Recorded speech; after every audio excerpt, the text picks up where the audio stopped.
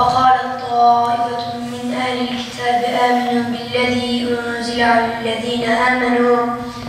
بالذي أنزل على الذين آمنوا وجه النهار واكفروا آخره لعلهم يرجعون ولا تؤمنوا إلا لمن تبع دينكم قل إن الهدى هدى الله أن يؤتى أحد مثل ما أوتيتم أو يحاجوكم عند ربكم قل إن الفضل بيد الله يؤتيه من يشاء والله واسع عليم يختص برحمته من يشاء وإنكم لفريقا يلوون ألسنتهم بالكتاب لتحسبوه من الكتاب وما هو من الكتاب ويقولون هو من عند الله.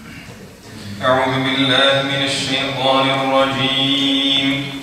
بسم الله الرحمن الرحيم.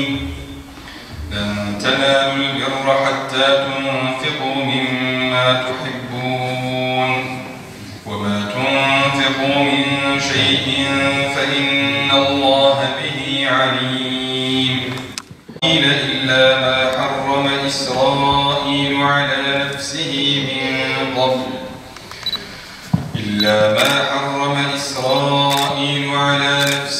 من قبل أن تنزل التوراة قل فأتوا بالتوراة فاتلوها إن كنتم قل صدق الله فاتبعوا ملة إبراهيم حنيفا.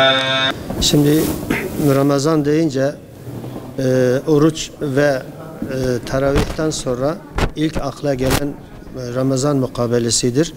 Ramazan mukabelesi asr-ı saadetten bu yana Müslümanlar arasında uygulama gelen bir sünnet-i nebevi aleyhisselamdır. Peygamber Efendimiz sallallahu teala aleyhi ve sellem peygamber olduktan sonra her Ramazan ayı geldiğinde o Ramazan ayına dek nazil olan bütün Kur'an-ı Kerim'in surelerini Hazreti Cibrail ile Peygamber Aleyhisselam mukabele ediyorlardı birbirlerine.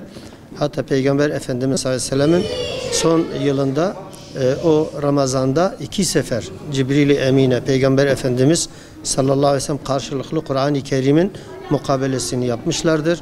Ve bizim Müslümanlar, bütün müminler, bütün Müslümanlar İslam camiasında, İslam coğrafyasında bu geleneksel oturmuş güzel bir sünnet uygulamasıdır. Yani biz kendimizi bildik bileli bu mukabele bütün Mardin'in camilerinde olmaktadır. Halkın buna, cemaatin, mahallenin, çevre sakinlerinin de buna ilgisi, buna çoktur yani. Allah-u Teala'ya hamdolsun. Nimetinden ötürü Allah Celle Celaluhu bu senede Ramazan ayı bize kavuşturdu. Ümmeti Muhammed'e hayırlara vesile olmasına nasip eylesin inşallah. Ramazan ayı mübarek bir aydır. Başı rahmet, ortası mağfiret, sonu cehennemden azattır. Her sene mukabeleye katılıyoruz burada elhamdülillah. Allah Celle Celaluhu bizleri kısa bir hayat için dünyaya gönderdi. Ahiret hayatı sonsuzdur.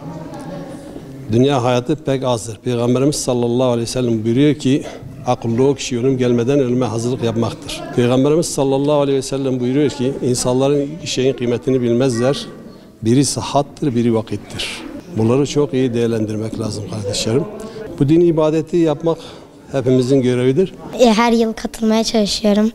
Bu Ebubekir Camisi'nde zaten her yıl Ramazan cemaatine geliyoruz. Güzel güzel dinimizi öğreniyoruz. Kur'an öğrenmeye çalışıyoruz. Her akşam geliyoruz. Bizim için güzel oluyor. Peygamberlerimiz hakkında bilgi alıyoruz. Onların güzellikleri, onların yaptıkları, ondan ders çıkarmaya çalışıyoruz. İlk haber yazıyor.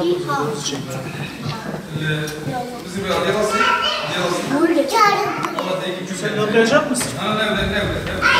في الليل وتخرج الحي من الميت وتخرج الميت من الحي وترزق من تشاء بغير حساب لا يتخذ المؤمنون الكافرين أولياء من دون المؤمنين ومن يفعل ذلك فليس من الله في شيء إلا أن تتقوا منهم تقاه ويحذركم الله نفسه وإلى الله المصير الله أعلم بما وضعت وليس الذكر كالأنثى وإني سميتها أعوذ بك وذريتها من الشيطان الرجيم